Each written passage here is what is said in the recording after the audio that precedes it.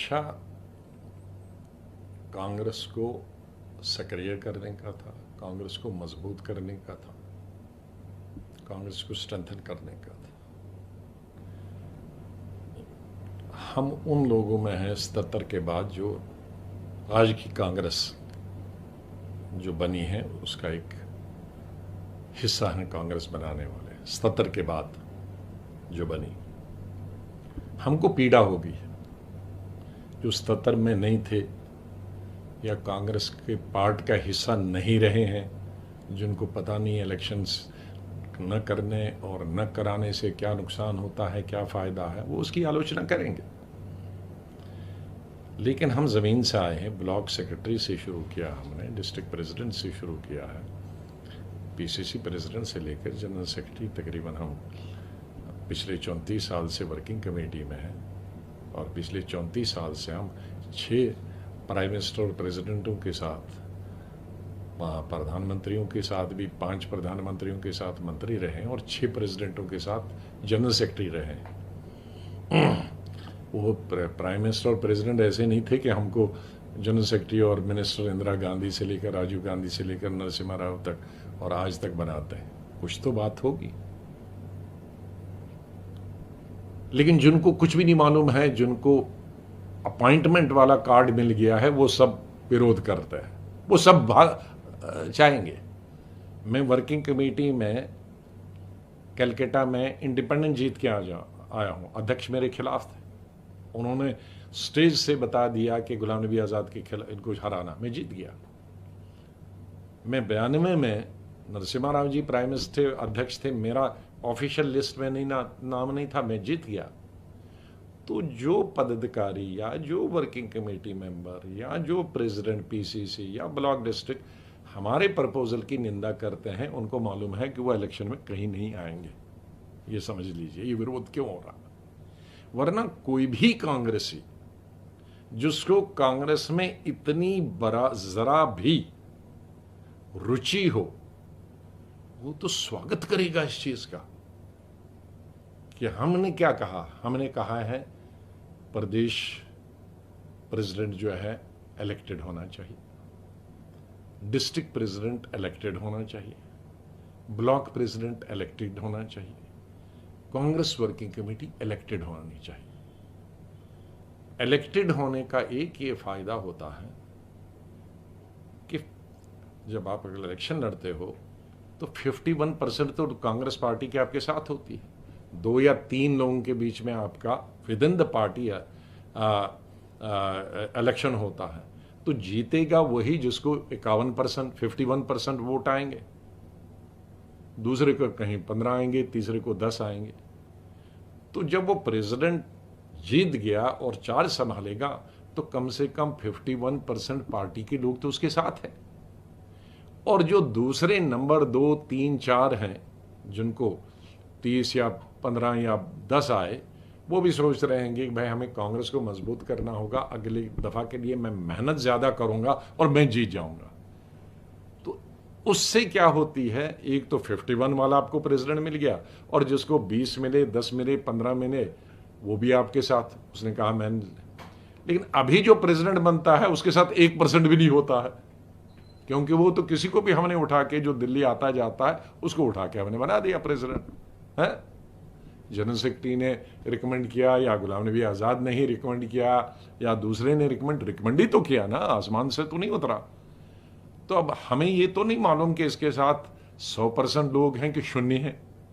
तो कई प्रेसिडेंट ऐसे बने हैं जिनके पास शून्य भी है।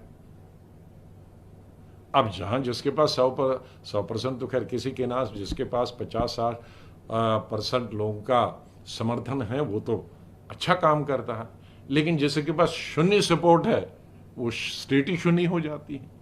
अब इसमें कौन सी बुरी बात है कांग्रेस लीडरशिप के लिए। इसी तरह से डिस्ट्रिक्ट, इसी तरह से ब्लॉक, इसी तरह से वर्किंग कमेटी। वर्किंग कमेटी में भी नॉर्मली वर्किंग कमेटी के मेंबर को, इलेक्टेड को आप हटा नहीं सकते, लेकिन अपॉइंटेड को आज हटा दिया।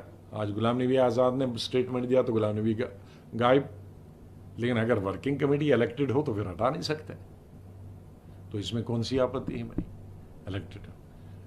अब इससे पहले केसरी जी से तो कोई कमज़ोर प्रेसिडेंट था नहीं, लेकिन 1997 में 1.5 साल के लिए रहे, लेकिन इलेक्शन ड्यू था तो उन्होंने वर्किंग कमेटी का इलेक्शन किया कलकत्ता में। उससे 5 साल पहले नरसिम्हा राव जी,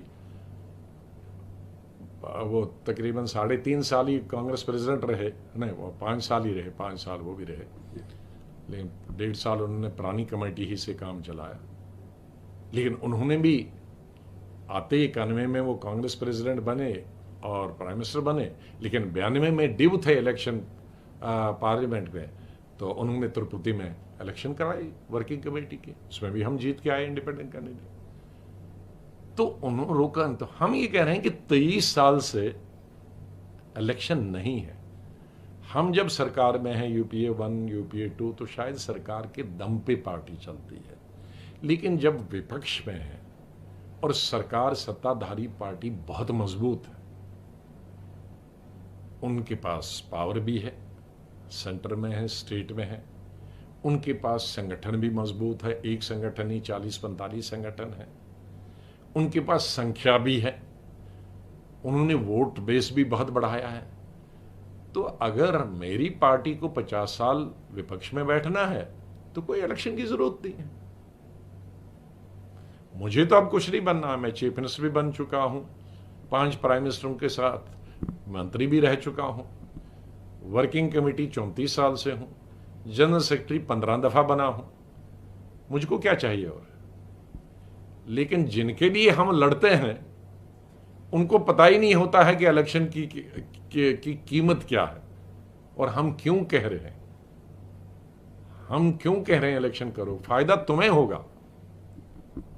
कल अगर किसी को प्राइम मिनिस्टर बनना है तो उसी को इससे फायदा बनेगा ना, कल किसी को मुख्यमंत्री बनना है तो उसी को फायदा होगा ना, कल नई जनरेशन को अगर यूनियन मिनिस्टर बनना है तो उन्हीं को फायदा होगा। हम और एक्टिव पॉलिटिक्स में 5-7 साल होंगे तो हमें तो कोई लेने देने, हमें तो प्राइम मिनिस्टर नहीं बनना है, हमें तो पार्टी अध्यक्ष नहीं बनना है, हम तो सब पद रह चुके हैं। लेकिन हम एज ट्रू कांग्रेसमैन जिनकी जिंदगी, और खास करके गांधी फैमिली के साथ, हमने संजय गांधी के साथ काम किया है, इंदिरा गांधी के साथ में जनरल सेक्रेटरी भी था, all India youth Congress president भी था, राजीव गांधी के साथ में और इंदिरा गांधी के साथ में मंत्री भी था 3 साल है? जो आज जिंदा है उनमें मैं अकेला ही हूं। इंदिरा गांधी के साथ में प्रेसिडेंट भी 3 साल 2 साल रहा, 2.5 साल रहा और मंत्री भी रहा। राजीव गांधी के साथ मंत्री भी रहा, जनरल सेक्रेटरी भी रहा उनके मरने तक। नरसिम्हा राव के साथ में मंत्री भी रहा, जनरल सेक्रेटरी भी रहा। केसरी जी के साथ जनरल सेक्रेटरी भी रहा। सोनिया जी के साथ तो मेरे ख्याल में 6ठी-7वीं दफा जनरल सेक्रेटरी हूं, और यूपीए 1 यूपीए 2 में मंत्री भी रहा, चीफ मिनिस्टर भी इस बीच में होके आया। और मैंने, जिनको मालूम नहीं है हमने क्या किया, पंजाब मैंने वापस लाया था, कोई पंजाब के लीडर ने वापस नहीं लाया था, कोई दिल्ली के लीडर ने वापस नहीं लाया था। मैंने 87 में जब पंजाब में कोई नहीं जाना जाता था, आतंकवाद अपने अंतिम चरण पे था, मैंने मंत्रालय से इस्तीफा दिया और मास कांटेक्ट प्रोग्राम शुरू किया 250 लोगों के साथ। First phase, second phase, third phase, fourth phase, fifth phase. 5 साल में पंजाब रहा और तकरीबन 30-35 जगह मिलिटेंट अटैक से बच गया। और मेरे साथ 250 लोग चलते थे पार्टी के। पहले 6 महीने में भी 52 लोग मार दिए मिलिटेंटों ने, लेकिन हम पीछे नहीं हटे। जब तक इलेक्शन नहीं करवाया, जब तक आतंकवाद खत्म नहीं हुआ, जब तक सरकार कांग्रेस की बनी, मैंने पंजाब नहीं छोड़ा 5 साल। इन बच्चों को मालूम है पंजाब में कैसे आतंकवाद खत्म हुआ और किसने किसने करा खत्म, नहीं मालूम है। इनको मालूम है 98 में कर्नाटक की सरकार किसने वापस लाई, कांग्रेस की और असेंबली की। मैंने शुरू किया बस यात्रा, 50 लोगों को, सब लीडरों को मिलाकर, और 1 साल में वहां रहा, असेंबली भी आई। और ये इनको मालूम है तमिलनाडु में 2000 में किसने जयललिता से और विधानसभा में जयललिता से और मुपनार से अलायंस किया। कोई दिल्ली का आदमी जानता है, कोई जनरल सेक्रेटरी जानता है, कोई वर्किंग कमेटी मेंबर जानता है, कोई लीडर जानता है? कोई नहीं आया। अकेली किया, अकेले कैंपेन किया और जीत आई। पौंडीचेरी जीत के कैसे आई? इनको केरला में मुस्लिम लीग के साथ दोबारा किसने अलायंस किया 2000 में, और अपने यूडीएफ को किसने जोड़ा और सरकार आई, और हाईएस्ट नंबर 70 साल में आज तक मेरे वक्त में वहाँ आई? किसी को मालूम? किसी को यूपीए 1 में हमारी कर्नाटक में, आंध्रा में कितनी सीटें थी? 5। और बीजेपी और चंद्रबाबू के साथ कितनी थी? 7। मैं 1.5 साल वहां रहा और 1600 मीटिंगें की। First phase, second phase, third phase, fourth phase, fifth phase, और यूपीए वहीं से बनी। हमें 5 सीटें थी और 37 आ गई यूपीए की। ये इनमें से किसको मालूम है? कोई गया है उन कैंपेनों में? मैं 6-7 का ही नाम लूंगा और नहीं लूंगा। कोई गया है स्पीच करने? जिन स्टेटों के इंचार्ज हैं, जरा एक स्टेट दिखाएं जीत के आए हैं, एक स्टेट दिखाएं जीत के आए हैं। मेरे पास दर्जनों स्टेट बता सकता हूं जो मेरे जनरल सेक्रेटरी में। किसी ने कहा कि आपको हर वक्त फ्लैग मिलता, लगा रहा। हाँ, फ्लैग दिखा है क्योंकि जीत के आता था। हारे हुए आदमी को कौन फ्लैग लगाएगा? वो भी तो जनरल सेक्रेटरी जिसने उठाया था कि आपको हर वक्त फ्लैग लगा। अरे फ्लैग इसलिए कि मैं स्टेटें जिता के लाता था। कश्मीर में 3 एमएलए थे और सरकार मैंने बनाई, पीसीसी प्रेसिडेंट सिर्फ 6 महीने रहा। तो फ्लैग मुझे लगेगा कि तुम उनको घर में बैठ के लगेगा? जो घर में बैठते हैं तो उनको कैसे फ्लैग लगेगा? जो जंग जीत के आएगा तो उसी को तो मेडल मिलेगा ना।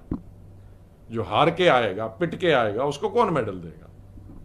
तो इसलिए हमें कोई जरूरत नहीं है गुलाम नबी आजाद को कोई वर्किंग कमेटी की जरूरत नहीं। किसी ने बहुत चीप बात की कि राज्यसभा सीट, तो राज्यसभा में कितनी रहे? 41 साल हमें पार्लियामेंट में हो गए, असेंबली और पार्लियामेंट में जीत के भी आए हैं।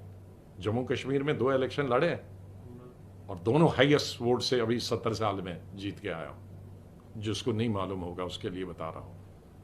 असेंबली के और पार्लियामेंट लड़ा, हारा, लेकिन 70 साल में किसी भी कांग्रेस कैंडिडेट से दुगने वोट वो है लेके आया है। वो वे में ठीक है, 4.5 लाख वोट मिले तो भी हार कर भी। लेकिन मुझसे पहले उस कॉन्स्टिट्यूंसी में हाईएस्ट वोट से जो जीत के आता था वो 2,11,000। वो 2 लाख सीटिंग जो था उसको 2,11,000 थे, और मुझे हारन 4,28,000 मिले, उससे दुगने तो भी हार गया। हाँ, तो जितने जीते कैंडिडेट 70 साल से थे वो बीजेपी का जीता, कांग्रेस के जीता, उनसे दुगने वोट हार कर भी हमने ले लिया। जो जनाधार की बात करता है, और दिल्ली बैठकर। तो इसलिए हम जो ये कह रहे हैं कि भाई सोनिया गांधी के, सोनिया गांधी तब रहेगी जब पार्टी प्रेसिडेंट रहेंगी। राहुल गांधी अगर प्राइम मिनिस्टर बनना चाहेंगे तो जब पार्टी मजबूत होगी तो तभी प्राइम मिनिस्टर बनेंगे ना। ये लोग जो इलेक्शन ही कभी नहीं चाहेंगे तो कभी नहीं प्राइम मिनिस्टर बनेंगे। उनको अगर प्राइम मिनिस्टर बनना है तो हमारी बातें सुनना होगा, इन छुट भाइयों की बातें नहीं सुननी होंगी। सर, क्या वजह लगती है कि आपको, जिसको आपकी क्या वजह लगती है कि मैंने बताया ना, मैं यही बता रहा हूं। जिनको मालूम है कि वो इलेक्शन स्टेट या डिस्ट्रिक्ट या वर्किंग कमेटी में जीत के नहीं आ सकते हैं, वो विरोध कर रहे हैं और वो लीडरशिप को भी गुमराह कर रहे हैं। जिसकी हिम्मत होगी वो नहीं करेगा, वो वेलकम करेगा। और जब ट्रू कांग्रेसमैन होना चाहिए कि भाई कांग्रेस इलेक्शन से ही मजबूत हो सकती है, तो उसको वेलकम होना चाहिए। ठीक है, लीक होना बहाना है। लीक क्या? परसों वर्किंग कमेटी मीटिंग चल रही थी, क्या सारी प्रोसीडिंग्स बाहर सारा मीडिया नहीं कर रहा था लीक? तो अगर वो 1 महीना पहले की लेटर लिखी थी और 23 लोगों ने उस पर साइन किए थे, तो एक आदमी ने लीक की तो लीक की। लेकिन यहां तो वर्किंग कमेटी चल रही है और पूरी रनिंग कमेटी पूरे हिंदुस्तान की मीडिया में चल रही, तो उस लीक का क्या हुआ? सवाल लीक का नहीं है, सवाल है कि हमने जो मुद्दे उठाए, इलेक्शन ब्लॉक का होना चाहिए, डिस्ट्रिक्ट का होना चाहिए, पीसीसी का होना चाहिए, वर्किंग कमेटी का होना चाहिए, फुल टाइम प्रेसिडेंट होना चाहिए, इसमें किस कांग्रेस को आपत्ति होनी चाहिए? क्यों होनी चाहिए? इसमें सोनिया गांधी का अपमान कहाँ है? इसमें राहुल गांधी का अपमान कहाँ है? वो सोनिया गांधी और जो अपमान की बात करते हैं वो सोनिया गांधी और राहुल गांधी को ही जानते हैं।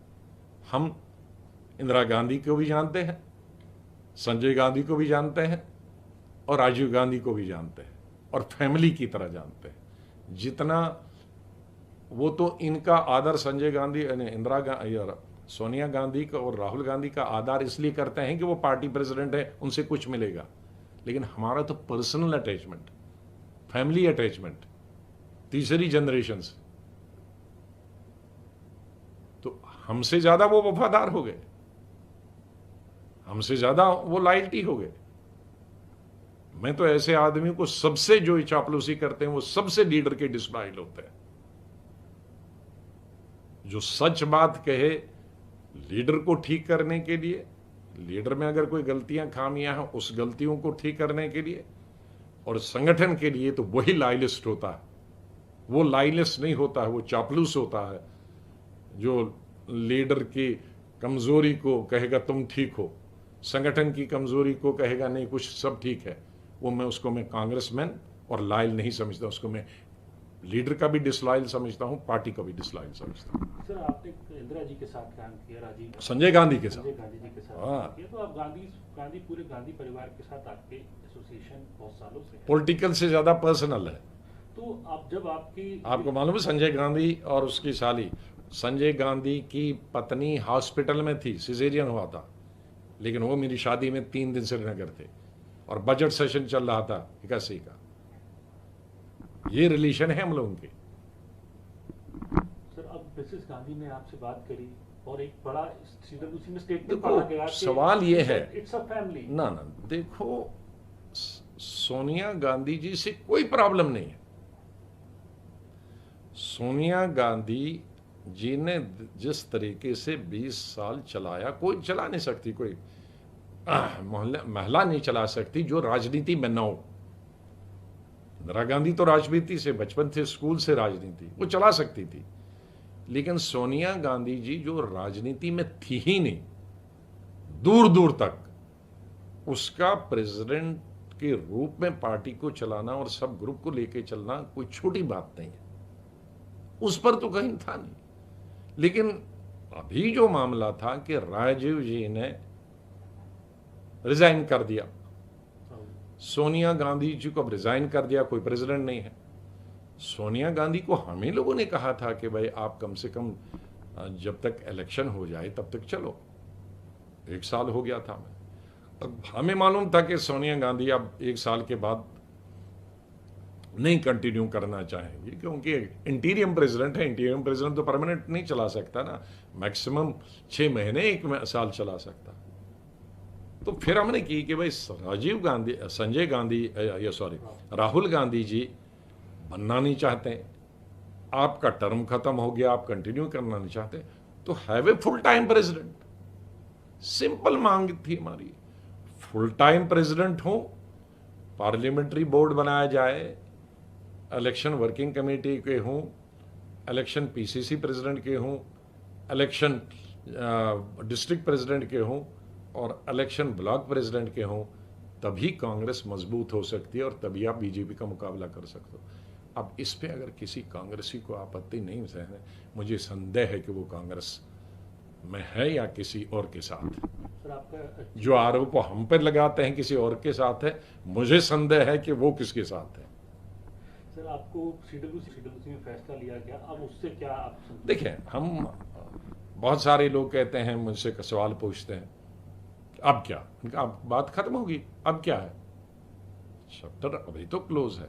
हमारी मांग थी कि एक फुल टाइम प्रेसिडेंट होना चाहिए, तो सोनिया जी और राहुल जी ने, मैं उनको क्रेडिट देता हूं, उन्होंने कहा कि अभी 1 महीने के अंदर इलेक्शन करो। उन्होंने दोनों ने कहा, किसी और ने 1 महीने का नहीं कहा, सोनिया जी और राहुल जी ने कहा 1 महीने के अंदर कहा। ये तो हम लोगों ने, चिदम्बरम ने, मैंने भी, बाकी सब साथियों ने कहा कि 1 महीने में संभव नहीं है, कोविड है, कोविड अगर नहीं होता तो संभव है।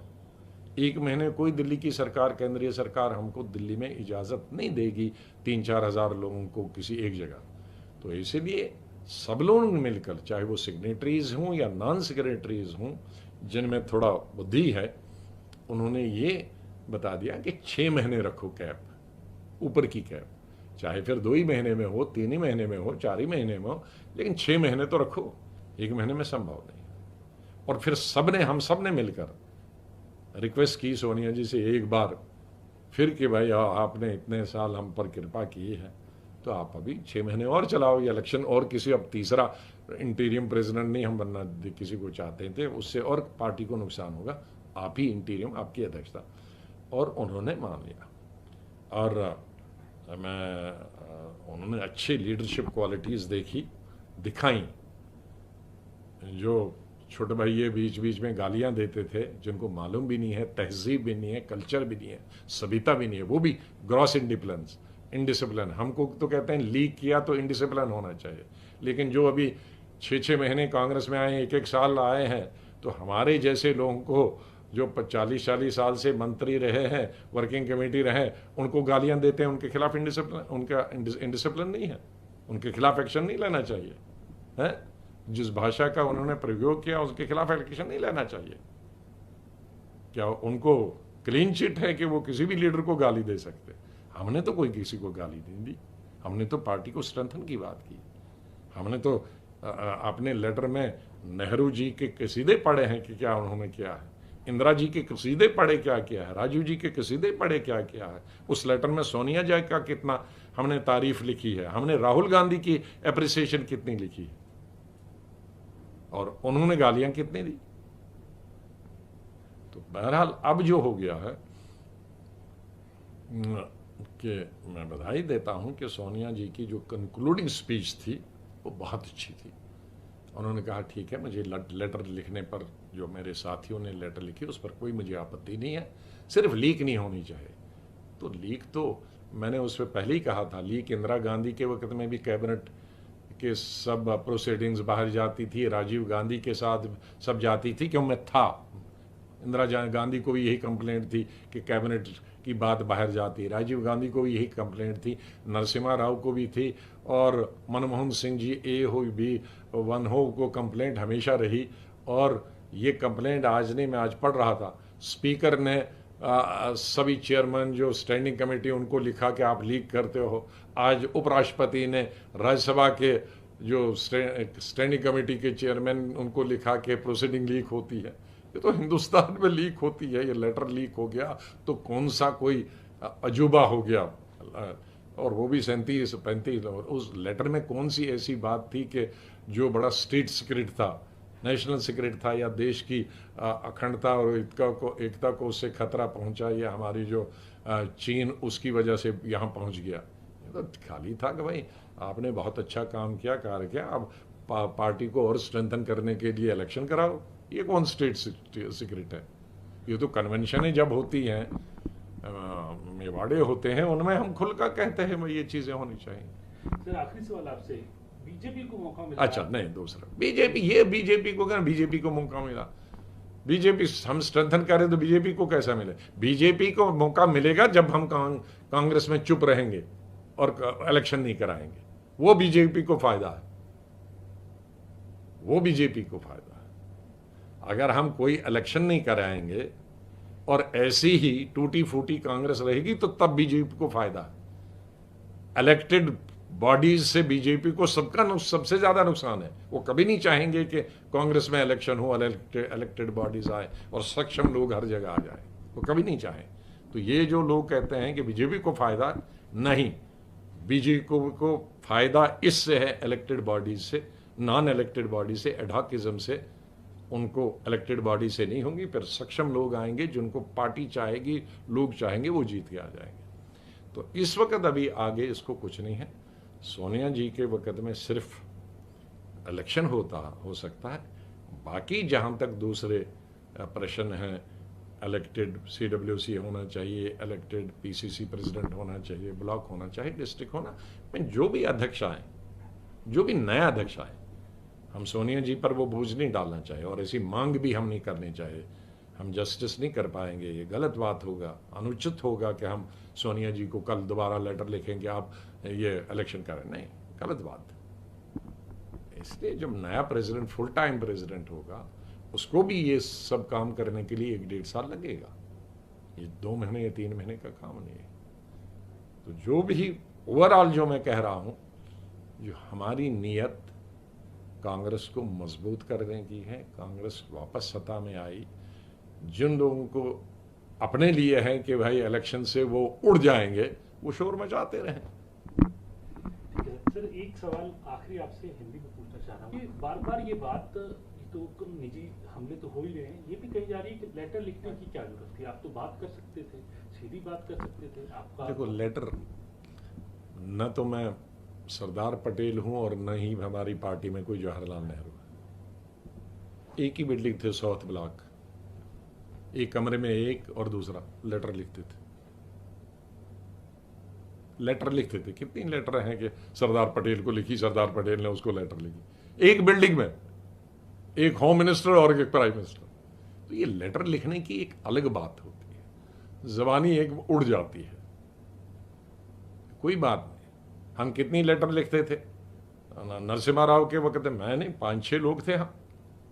हमारे 3 साल उनके साथ यही लड़ाई रही कि आप डिस्ट्रिक्ट नहीं बनाते हो, पीसीसी नहीं बनाते हो। और जब उनके खिलाफ वोट कॉन्फिडेंस हुआ तो यही आया कि 5 साल से हम आपको लिख के बता रहे थे, मीटिंगें भी की और आपको कह रहे थे कि आपने पीसीसीज नहीं बनाई, आपने डिस्ट्रिक्टें नहीं बनाई, इसलिए हम हार गए। गवर्नमेंट की वजह से नहीं हार गए, संगठन की वजह से।